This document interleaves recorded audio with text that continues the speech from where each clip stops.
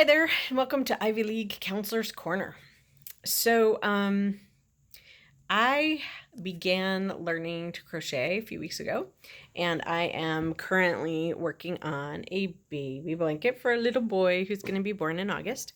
And when you pick up a new hobby, what often happens is you make lots of mistakes and you learn what your mistakes are, and then you figure out how to not do them the same in your next projects. So, for example, my very first thing that I crocheted, instead of being a rectangle, became a trapezoid.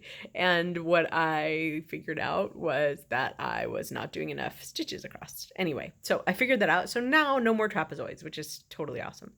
But my latest mistake was as I was crocheting, I was on the other end of my crochet yarn, I was creating this huge tangled knot. And at a certain point in time, I noticed this huge tangled knot.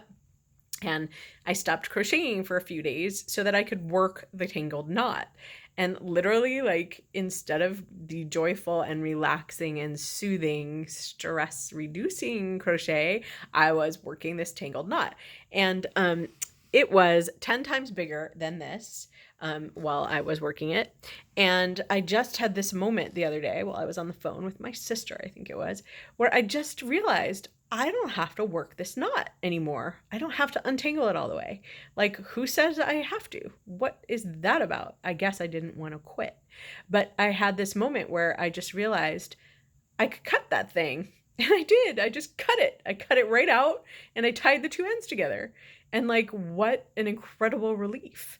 And then I realized, my little stupid little tangled mess is like an excellent cat toy, and I'm going to give it to somebody that I get to see this weekend.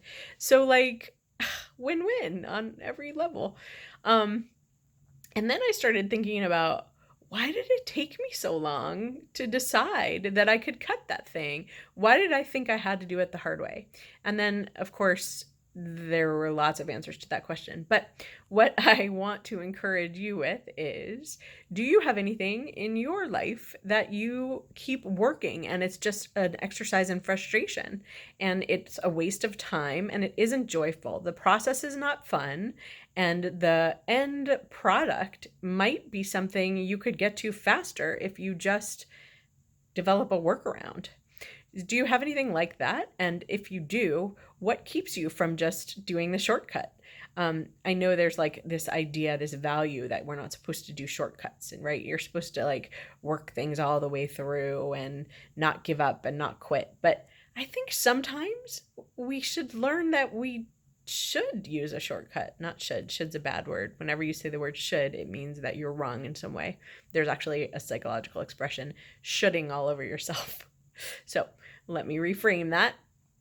Not should, but I think it may be very productive and helpful and healthy to look at if there's any project in your life or anything in your life that you have been working and working and working and it is frustrating to you. And maybe there is a better way, a workaround that will help you get to your designated state of end better and easier with much less stress.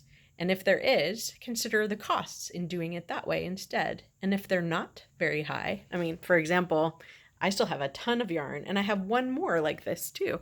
So there's like really nothing, no big thing, except that my ego really wanted to get to the end of that tangle. And my ego is just fine having cut it. In fact, maybe even better for it, because I learned something, that I don't always have to do things the hard way. Anyway, all that rambling. Hope there's something in there for you. And that's it for me tonight. And I will be here again tomorrow with you. Good night.